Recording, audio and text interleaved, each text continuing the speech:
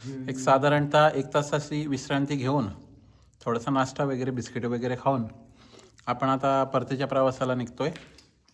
खूप छान एक तास इथे घालवला आम्ही, कारण की इथे एक वेगळ्या प्रकारची मानसिक शांतता मिळाली, आम्हाला लाभली।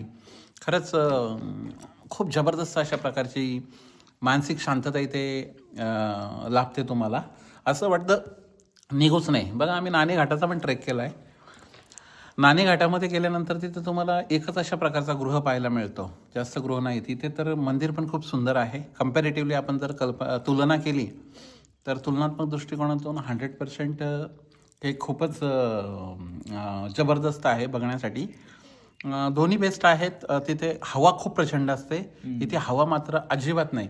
पण या दगडांमध्ये ना, हे कातळलेले दगड आहेत ना, कोरलेले, यांच्यामध्ये एक वेगळा गारवा आहे। मस्तपैकी असं वाटतं AC मध्ये बसलोय।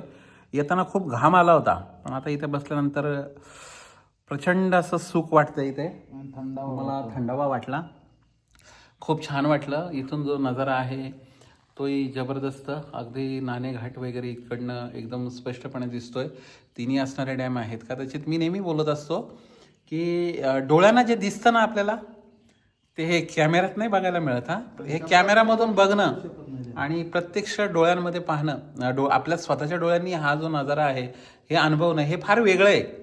कारण की कॅमेरा आपल्या डोळ्यांना जे क्लिअर दिसतं ना, ते कॅमेरा कधीच टिपू शकत नाही।